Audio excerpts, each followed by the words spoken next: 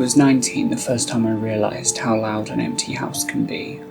My mum and stepdad had left for the weekend about an hour earlier. I watched their car reverse out the driveway from the front window, the headlights briefly washing over the hedge before disappearing down the road. When the sound of the engine finally faded, the house didn't feel peaceful. It felt alert, like I was waiting to see what would happen now no one was supervising it. I live in a quiet town, the kind where nothing really happens unless you went looking for it. Our house sat near the edge of a newer estate that backed onto older footpaths and scrubby woodland. During the day, it felt normal. At night, the gaps between the streetlights felt too wide. The house itself was old, but not charming about it. Narrow hallways, slightly slanted floors, doors that never quite lined up in their frames. The stairs creaked on the third step every single time, no matter how carefully you took it. We joked that it was the house tattling on you. I did the usual things you do when you're home alone. Ordered pizza, turned on the lights in the rooms I wasn't using, and put something mindless on TV. Our dog, Milo, lay stretched out on the living room rug, snoring softly and twitching like he was dreaming about running. Everything felt fine until I heard a sound that didn't quite belong. It was faint, a soft clink from the back of the house, like a glass being nudged. Not dropped, not knocked over, just touched.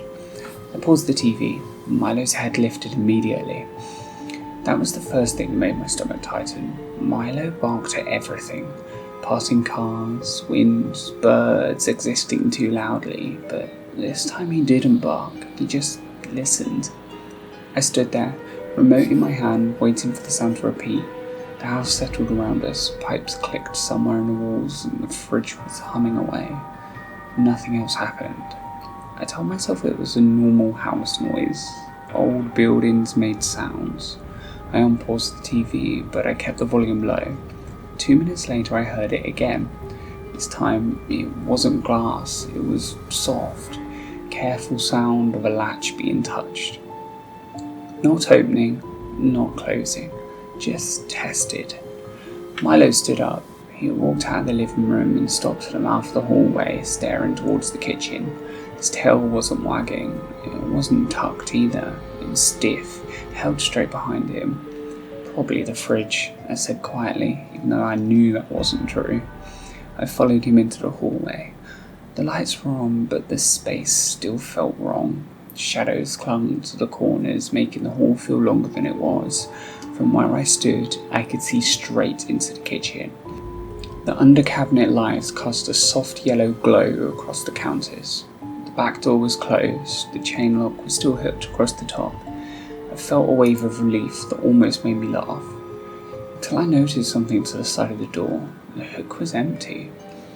We kept the side gate key on a hook by the back door, a big metal key with a red plastic tag. It was impossible to miss. My mum was obsessive about it always being there, but it wasn't there. I stood staring at the empty hook, my brain cycling through excuses. Maybe I moved it earlier, maybe my mum took it and forgot to put it back. Then I remembered I hadn't been into the kitchen since putting my pizza box in the bin. Milo stepped into the kitchen and sniffed the air slowly, deliberately. Then he growled. It wasn't loud, wasn't aggressive. It was low and steady, like a warning he expected someone to understand. My skin prickled all over. I checked the back door anyway, locked, solid, chain secure. I pulled the curtain back slightly and looked into the garden. The patio was empty too. The grass was unmoving, and the side gate itself was out of view, hidden behind the fence line. That's when I heard footsteps upstairs. Slow, careful, not heavy enough to be the house settling, and not random enough to be pipes. They moved from one end of the landing to the other, stopped, and then moved again. I froze. Milo stopped growling and stared at the ceiling. I didn't move. I didn't breathe properly. I just listened. Another step, then another. The softest sound of a door being nudged open. The spare bedroom. No one used it. It was mostly storage, boxes, old clothes, a broken lamp that we kept meaning to throw out. I backed slowly into the living room, kept my eyes on the hallway. My phone was on the coffee table. I picked it up with shaking hands and dialed the police. My voice came out wrong when the operator answered. Too fast. too quiet. I had to repeat myself. Someone's in my house, I said. I'm home alone, I can hear them upstairs.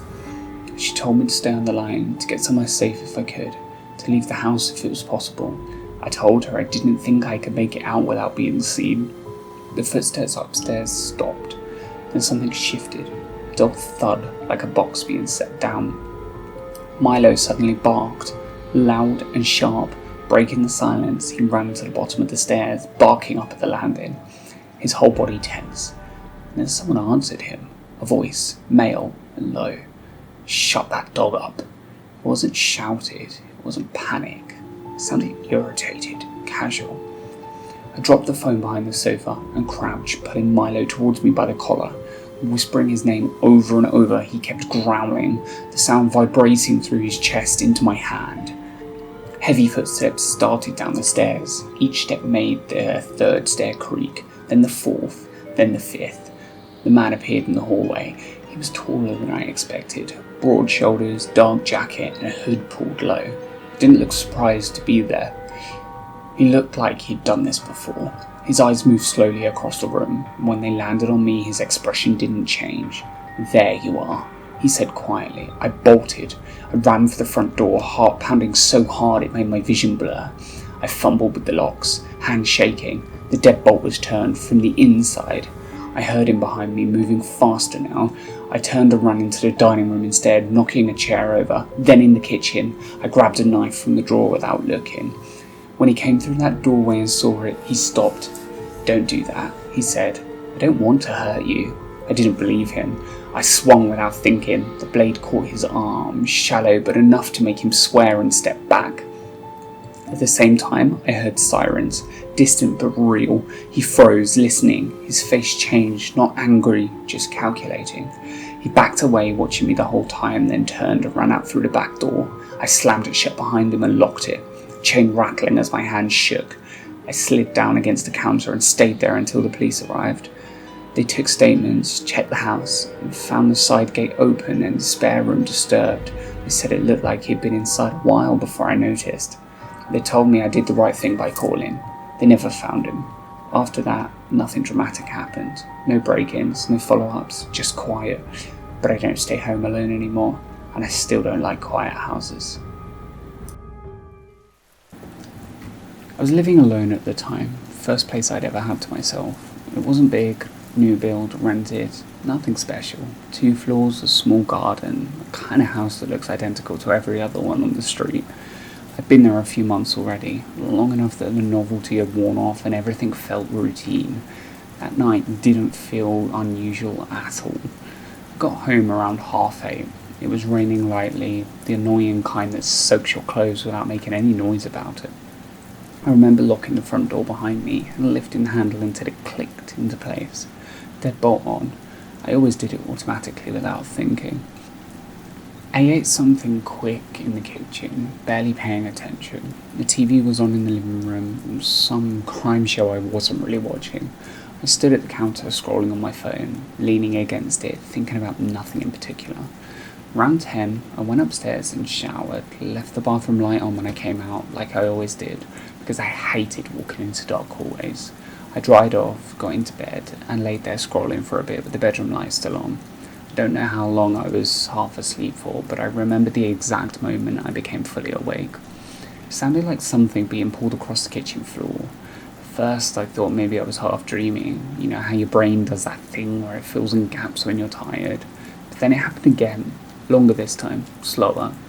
Like whoever or whatever it was didn't care how much noise it made. I sat up in bed and listened. The house was quiet otherwise. No TV noise anymore, no pipes, no wind. Just that sound stopping and starting like it was being adjusted. Then it stopped completely. The silence was worse. I checked the time on my phone, 10:47 p.m. I remember thinking very clearly that if someone had broken in, they would have made more noise, a door, a window, something obvious. This didn't feel like that. It felt deliberate. I stayed still, staring at my bedroom door. The hallway light was off, but the bathroom light across the hall was still on from earlier. A thin line of yellow glowed under my door. That's how I noticed the shadow. It passed across the light slowly, like someone walking by without trying to hide it. No rush, no hesitation, just movement. I felt my stomach drop. I didn't shout, I didn't call out. I don't know why. I think some part of me was still trying to convince myself it was a neighbour or something structural or literally anything else. Then the bathroom light clicked off. The hallway went completely dark. I slid out of bed as quietly as I could and crouched beside it. The frame creaked slightly and I froze, listening for a reaction. Nothing happened. I unlocked my phone and kept the brightness low. My hands were shaking so badly I almost dropped it. I texted my sister. Someone's in my house. She replied immediately. What? I didn't answer. I was listening again. Footsteps. Barely audible, but close enough that I could tell they were on the stairs now. Slow steps. Heavy, but controlled. Whoever it was knew exactly how much noise they were making. They reached the landing. The footsteps stopped right outside my room. I could see the handle from where I was crouching. It didn't move straight away. There was a pause, long enough that I started to wonder if they'd moved on. Then the handle twitched, just slightly, like they were checking if it was locked. I had locked it out of habit. I always did. I'd never once thought about why. The handle turned properly this time. It didn't open. I covered my mouth with my hand to stop myself breathing too loudly. My heart was hammering so hard it felt like it was vibrating on the floor. There was another pause. Then a voice spoke right outside my door. Hello? It wasn't aggressive. It wasn't loud. It just sounded normal, calm, almost friendly. I know you're in there, the voice said. I just want to talk. That was the moment it stopped feeling unreal. I called my sister without hanging up on the text. She answered immediately, whispering my name like she already knew something was wrong. I think someone's inside, I whispered back. He's outside my door. Call the police, she said instantly. I ended the call and dialed emergency services. My finger felt numb, like they didn't belong to me. As soon as the call connected, the handle moved again, harder this time. Hey, the voice said, irritation creeping in now. You don't need to do that. I didn't say anything to him. I whispered my address to the operator, my voice crackling halfway through. She told me to stay quiet, stay locked in, and keep the line open. The handle rattled again, more forceful now. Then footsteps moved away. I didn't feel relief, not really. I felt worse somehow. Like when someone stops talking in an argument and you know it's about to get ugly. I heard drawers opening downstairs, cupboards, something being knocked over and set upright again. The sounds moved around the ground floor slowly, methodically. The operator kept talking to me, asking questions. Could I see him? Was there more than one? Did I have a way out? I told her no, and no. Then I heard the back door, not opening, unlocking, metal clicking softly, too soft. The operator went quiet for a second, listening with me. Then she said officers were on the way. The sound downstairs stopped, silence again. I stayed crouched beside the bed for what felt like hours. My legs started to cramp, but I didn't move. I was convinced that the moment I did, the floor would creak and give me away. Then I heard it. My bedroom door handle again. This time it didn't turn, it just shook, hard. The door was rattling in its frame. I clamped my hand over my mouth and squeezed my eyes shut, convinced it was about to give way. It didn't. There was a sharp exhale on the other side of the door, then footsteps, fast this time, running down the stairs. A door slammed. Cold air rushed through the house. The operator told me the police had arrived. I stayed locked in my room until they knocked. I didn't open it until they said my name and saw blue lights through the window. They found the back door open, the lock undamaged, no forced entry. One of the officers asked me if I'd left it unlocked. I told him no. I knew I hadn't.